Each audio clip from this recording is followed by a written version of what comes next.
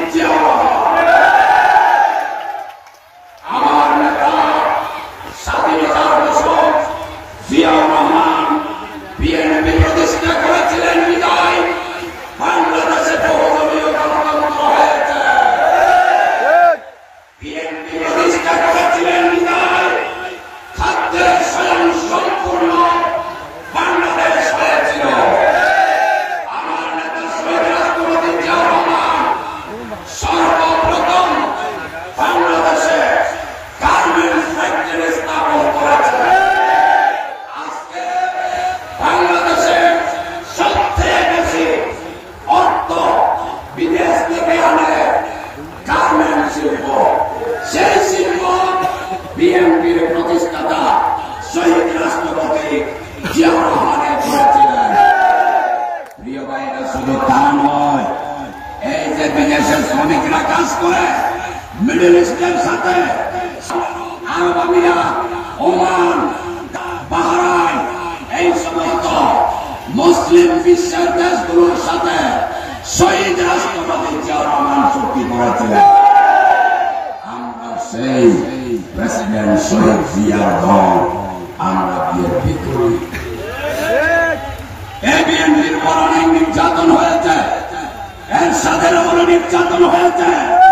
ফ্যাসিবাদী, স্বৈরাচারী, কার নাগিনী শেখ হাসিনার 17 বছর নির্যাতন। মঈনুদ্দিন ফখরুদ্দিনের 2 বছর সহ বিএনপি কি রাস্তা ছেড়েছে? বিএনপি কি আন্দোলন ছেড়েছে? বিএনপি কি আওয়ামী লীগের রঙের নিচে অবস্থান নিয়েছে? আজকে অনেকে 24-এর গণআন্দোলনের দাবিদার করার চেষ্টা করছে। যারা 24-এর গণআন্দোলনের নায়ক সাজতেছে, এরা শেখ হাসিনার শাড়ির নিচে, আওয়ামী লীগের লুঙ্গির নিচে, ছাত্রলীগের আন্ডার ওয়ার্ল্ডের পাশে অবস্থান করে।